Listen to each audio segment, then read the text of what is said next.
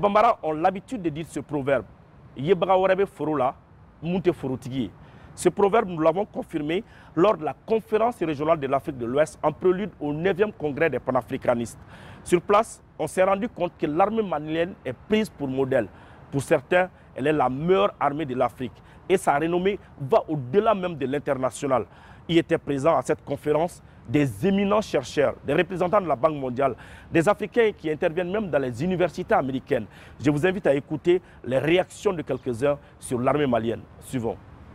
On a vu une mutation, une transformation extraordinaire, quasi miraculeuse, d'une armée qui est partie d'une situation d'impuissance à une situation de puissance et de montée en puissance. C'est deux choses différentes. Ce qui suppose une configuration de menaces à gérer, à définir et à cibler militairement. Alors ça suppose une maîtrise de la géopolitique, de la géostratégie mondiale et de l'organisation de forces, n'est-ce pas, qui en face agissent sur un double plan asymétrique et sur un plan apparemment conventionnel.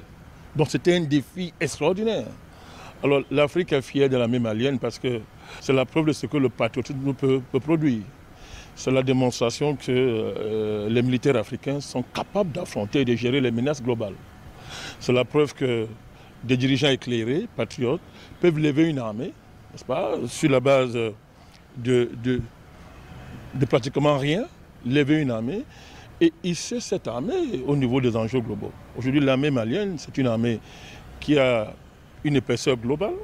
Ce n'est même plus seulement local, parce que j'ai dit, les forces que nous affrontons, que l'armée malienne affronte, sont des forces locales de nom. Ce sont des forces asymétriques qui sont encadrées, gérées, financées, encadrées par les puissances militaires globales, par les puissances globales.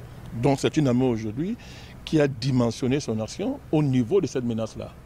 Donc cette montée à puissance, évidemment, la preuve, c'est la sécurisation de pratiquement tout le territoire, avec la capacité de l'armée à se projeter dans toute l'étendue du territoire et surtout dans les zones, les zones les plus dangereuses.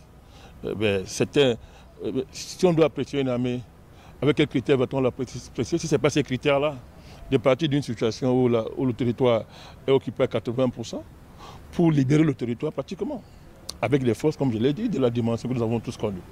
Donc, c'est une armée panafricaniste. C'est nouveau.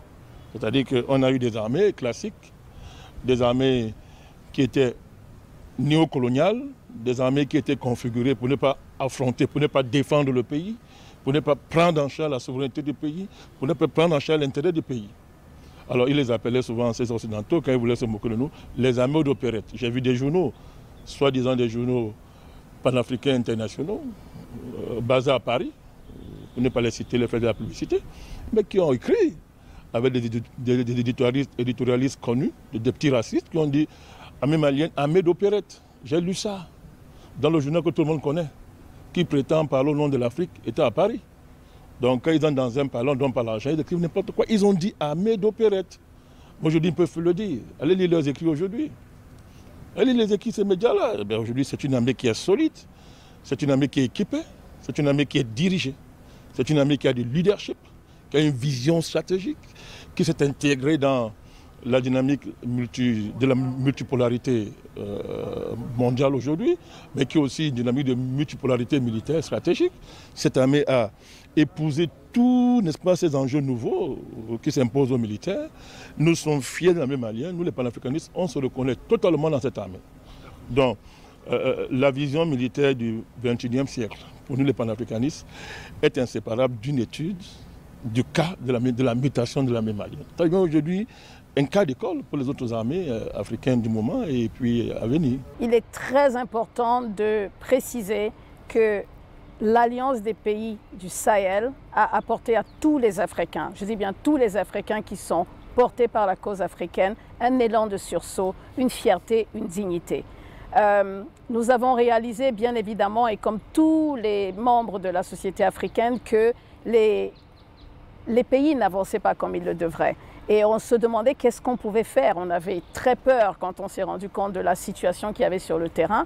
Et quand on a eu cet accord, qui en réalité est d'abord un accord de défense sécuritaire qui a été signé en septembre 2023, on s'est dit enfin, c'est génial. On a enfin compris qu'on est le gardien de son frère et que le Burkinabé, le Nigérien et le Malien vont se mettre ensemble pour pouvoir être forts face aux agressions de l'extérieur. Déjà, nous ne comprenons pas la raison pour laquelle il y avait autant de bases sur les sols africains. Nous ne comprenons toujours pas pourquoi les forces impérialistes ressentent le besoin de se retrouver sur les sols africains. C'est bien évidemment la meilleure décision qui a été prise était qu'ils quittent le sol malien le plus tôt possible, que ce soit eux, que ce soit la MINUSMA ou toute forme d'organisation qui ne sera pas là et qui ne participerait pas à des intérêts gagnant-gagnant avec les pays africains doivent partir. Alors en tant que membre de la diaspora, c'est très important que notre organisation soit là pour faire comprendre au monde entier et à tous les peuples de résistance que ce qui se passe au Sahel est injuste, que ce climat d'insécurité doit cesser et qu'on doit tous se mettre debout, tous en avant pour pouvoir apporter nos efforts. On dit en anglais « emotional break », on n'attendait que ça. Pour les panafricains que nous sommes, rencontrer ce grand homme est pour nous une bénédiction divine. Nous pensons vraiment et nous espérons qu'il sera là le plus longtemps possible jusqu'à ce que la paix soit retrouvée au Mali et dans les pays de la zone sahélienne. Il nous a fait comprendre en fait qu'il n'y a pas de développement sans sécurité. Donc le volet sécuritaire est un volet que nous devons vraiment adresser et la meilleure façon de l'adresser, c'est de sensibiliser l'opinion publique du monde entier.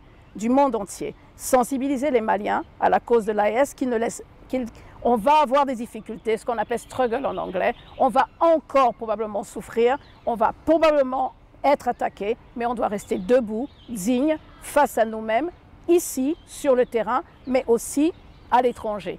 Ils ne peuvent pas, les impérialistes, continuer à tuer le monde entier. On va tuer qui, on ne va pas tuer qui. Si on est tous ensemble, on a l'union qui fait la force. Donc je suis optimiste sur cette union, très optimiste sur cette union qui fait la force.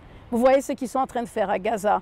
Devant le monde entier, c'est du peuple dont il s'agit. Ce qui se passe là-haut et le qui, du pourquoi, du comment, ce n'est pas ce qui est important. Ce qui est important, c'est que les gens doivent arrêter de mourir. Si l'AES échoue, c'est tout le continent qui va de nouveau se déséquilibrer.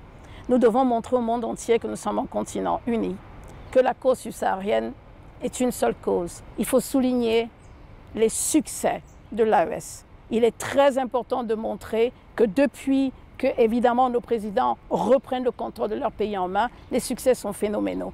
J'estime qu'on ne peut pas être africain et ne pas se réjouir de ce qui est en train de se passer. C'est un moment historique. Nous sommes en train de réécrire l'histoire.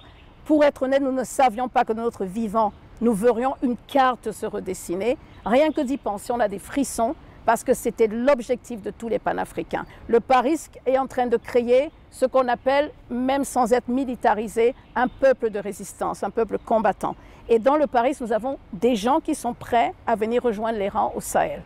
À ce point, parce qu'ils ont pris conscience, avec l'éducation, avec les abus de l'impérialisme, avec les souffrances, avec ce que nous avons enduré sur des années, les peuples de résistance ont pris conscience, sont prêts. Et donc nous avons besoin de continuer ce combat, de continuer d'informer, de continuer de solidariser les peuples du monde entier et les Africains en premier sur la cause africaine. Ce n'est pas le moment de faire des petites guerres de terrain, la cause est trop noble. Ce n'est pas de moi dont il s'agit, nous ne sommes rien, c'est de la cause dont il s'agit. Et cette cause est beaucoup trop grande pour que nous ne soyons pas tous prêts à mourir au combat, tous en tant qu'Africains. Pour cette raison, nous sommes avec eux parce que nous savons que ça ne peut apporter que des résultats positifs. Et quand nous avons rencontré le président Assimi Goïta, qui nous a dit qu'on ne peut pas parler de développement ou de panafricanisme s'il n'y a pas de sécurité. Et donc, nous qui avons participé, nous tous, on a dit oui, effectivement, il a raison. Parce que le principe premier du développement, c'est la souveraineté. Mais le principe premier de la souveraineté ou de la survie, c'est la question de la sécurité. Et donc on sait ce que le Mali a vécu pendant plus de 10 ans avec la présence de toutes ces armées occidentales. Et donc on a vu que c'était une conspiration du monde occidental qui utilise le terrorisme comme une arme de déstabilisation des pays africains afin qu'on ait des États faibles, afin que les Occidentaux puissent continuer à dominer nos pays, à manipuler nos États, nos chefs d'État. Et j'ai été fier, comme des millions d'Africains et des peuples de descendance africaine, de voir que le Mali est en train de retrouver sa sécurité et sa souveraineté sécuritaire. C'est ça le plus important. Et si quelqu'un n'a pas les moyens de prendre des décisions en matière de sécurité, qu'il confie sa santé et sa sécurité à autrui, qui n'a pas forcément les intérêts de son peuple à cœur, donc tu te fragilises par rapport au fait que tu es dans les mains de ces intérêts qui vont te manipuler à leur souhait. Donc bravo aux militaires maliens, bravo aux dirigeants maliens, bravo au peuple malien qui a donné sa confiance au régime actuel. Et cela montre que le Mali, qui est le porte-flambeau du panafricanisme au XXIe siècle, le Mali démontre que pour réaliser tout projet de développement, pour réaliser toute vision du panafricanisme, il faut d'abord régler les questions de sécurité en toute souveraineté. Et c'est cela que nous apprécions dans les actions du Mali sous le régime du président Assimi Goïta. Les bases militaires coloniales et néocoloniales qui sont sur nos territoires sont la preuve qu'on est encore occupé. C'est la preuve que nous sommes des territoires occupés. Donc il n'y a pas de place pour les bases militaires coloniales en Afrique. On doit être clair. Et dans la sous-région. Ces bases militaires ont été conçues pour déstabiliser l'Afrique. C'est à partir de ces bases-là qu'on organise la déstabilisation de nos États, le vol de nos matières premières et le pillage de nos ressources. Ce sont des structures d'espionnage de haut niveau, n'est-ce pas? Et ce sont des structures qui visent à réprimer le potentiel militaire, le génie militaire africain. Donc il n'y aura pas de véritable armée en Afrique avec la présence de ces bases militaires, que ce soit dans tous les pays africains. Donc c'est le symbole de la présence coloniale, de l'occupation territoriale de nos pays et du coup de notre incapacité géomilitaire et géostratégique. Donc la définition d'une véritable armée panafricaniste, c'est d'abord la rupture du cordon ombilical avec ces bases militaires. Maintenant, ça ne veut pas dire qu'on ne peut pas avoir des partenariats, parce que le partenariat c'est autre chose. Donc le défi militaire, si on veut prouver qu'on est une armée digne de ce nom, il faut d'abord chasser ces bases-là. Et elles doivent quitter le territoire africain, quitter le territoire de nos sous-régions, rentrer dans leurs pays respectifs. Et après, si c'est possible que maintenant des partenariats militaires se fassent sur des bases de souveraineté respectées, bienvenue à ça. Mais pour l'instant, ce n'est pas le cas. Le Mali a fait ce qu'il avait à faire. Pas bien fait. Il a fait ce qu'il avait à faire, le Mali. Et il faut faire davantage. Bon, ce n'est pas fini. Et ces forces-là s'organisent pour renverser les institutions du Mali et des pays qu'ils estiment être des pays hostiles, n'est-ce pas? Ils s'organisent sans cesse. Ils mutualisent leurs forces, ils mutualisent leurs énergies. Donc le Mali doit continuer à monter en puissance, n'est-ce pas? À maîtriser toutes les opérationnalités, n'est-ce pas, qui sont liées, que ce soit sur le plan logistique, sur le plan de la pensée stratégique, sur le plan de l'opérationnalité des forces sur le terrain. Il faut continuer à développer ça, à amplifier la montée en